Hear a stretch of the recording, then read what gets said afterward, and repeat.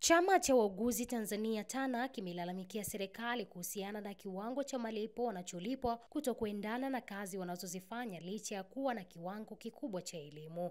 Akitoa malalamiko hayo wakati wa mkutano na waandishi wa habari jijini Arusha, rais wa chama hicho Daktari Ezekiel Mbao amebainisha kuwa hivi karibuni wamekuwa na malalamiko mengi kutoka kwa wauguzi juu ya muundo wa maendeleo ya watumishi wa umma wa kada ya wakaguzi na wakunga, wakiomba serikali ifanye maboresho ili kuendana na mahitaji ya taaluma ya kisasa. Amesema malalamiko hayo yamedumu kwa kipindi kirefu tangu mwaka 2013 ambapo katika mkutano mkuu wa wakaguzi uliofanyika Mei 9, 2025, serikali iliahidi kutatua changamoto hiyo na kuwa muundo mpya ungeanza kutumika mnamo mwaka mpya wa fedha Julai 2025. Cha kusikitisha, mpaka sasa hivi ahadi hiyo haijatimizwa kama ilivyoelezwa na Mheshimiwa Naibu Waziri.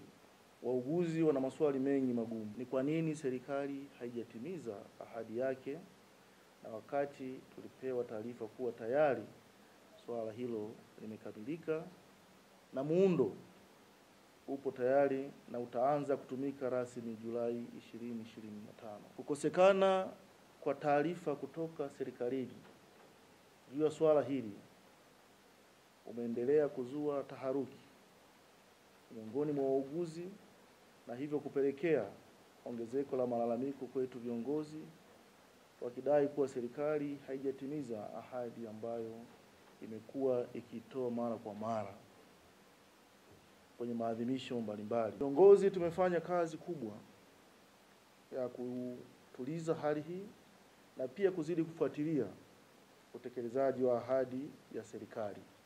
Viongozi tunaomba kuchukua fursa hii sasa kuiomba serikali yetu ambayo ni sikivu, ambayo inaongozwa na rais wetu wa Jamhuri ya Muungano wa Tanzania, Mheshimiwa Dr. Samia Suluhu Hassan, kutatua changamoto hii, kwani imekuwa kilio kikubwa cha muda mrefu cha wauguzi na wakunga. Na malalamiko hayo ya muundo husika yaliwasilishwa serikalini kwa nyakati tofauti, kwa kuwa hauendani na maendeleo ya taaluma na mabadiliko ya huduma, jambo lililodumu kwa muda mrefu toka mwaka 2013.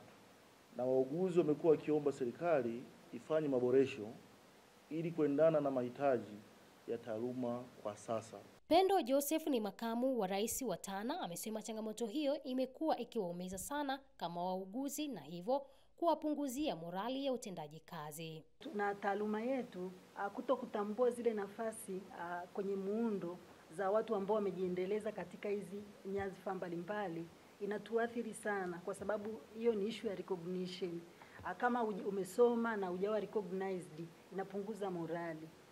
Alafu pia kwa viwango vile ambavyo vinaanzia vya mishahara, kwa sababu bado ni vya muda mrefu kulingana na muundo uliokuwa unatumika, ulikuwa hauendani na hii hali hizi jitihada ambazo zimeendelea za watu kujiendeleza. Basi tunaamini kwamba ikifanywa kazi itatusaidia sisi tuwe na morali zaidi na tufanye kazi kwa moyo. Kwa upande wake, katibu mkuu mtendaji wa chama cha wauguzi Tanzania Chacha John ameeleza kuwa licha ya jitihada kubwa zinazofanywa na serikali kusomesha wauguzi hao na taaluma kukua, lakini bado wanakumbana na madhara ya kutotambuliwa kwenye muundo. Sasa huyu mtu unapomsomesha alafu anarudi una muundo mtambui, inakuwa sio vizuri. Kwa hiyo ni madhara mojawapo ambayo sisi tunayaona kwa nafasi yetu. Sambamba na hayo, moja ya lengo la chama cha wauguzi Tanzania ni kutetea maslahi ya wauguzi na kuhamasisha wajibu na haki ya muuguzi katika utoaji wa huduma bora za afya. Kutokea mkoani Arusha.